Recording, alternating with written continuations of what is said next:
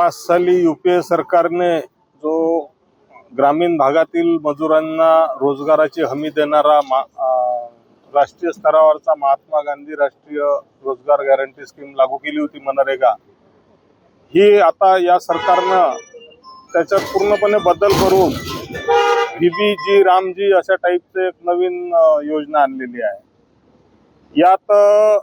याचा जो मूळ संकल्पना होती यालाच कुठेतरी धक्का पोहोचवला गेला आहे। आणि पहिले जसं केंद्र सरकारचा वाटा जास्त होता 90-10, आता त्यानं 60-40 असा वाटा केला आहे आणि 100 दिवसाचे 125 दिवस गॅरंटीचे वाढवले आहे।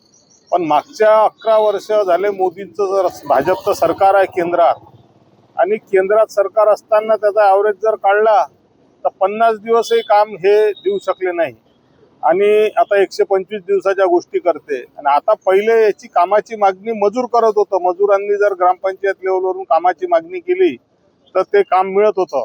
आता हे ठरवायचे अधिकार वर गेले आहे, म्हणजे राज्य सरकार जोपर्यंत आपला 40% हिस्सा भरणार नाही तोपर्यंत केंद्र सरकार 60% पैसे देणार नाही। एकंदरीत या योजनेच्या मूळ संकल्पना सगळ्या ध्वस्त केलेल्या आहे आणि त्याच्यात या भाजप सरकारची पोटदुखी म्हणजे त्याला असलेलं महात्मा गांधींचं नाव हे सुद्धा त्यांनी बदलवलेलं आहे।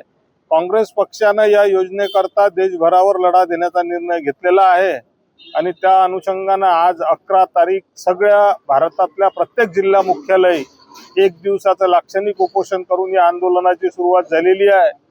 उद्या आम्ही गाव लेवलवर, त्याच्यानंतर पुन्हा प्रदेश लेवलवर असं हे आंदोलन जोपर्यंत हा कायदा रद्द होऊन जुना कायदा लागू होत नाही या कायद्यासाठी आम्ही लढा देत आहोत। आणि त्याच अनुषंगानं आज वर्धा जिल्हा काँग्रेस कमिटीतर्फे इथं जिल्हाधिकारी कार्यालयासमोर हे लाक्षणिक उपोषण आंदोलन करण्यात आलं।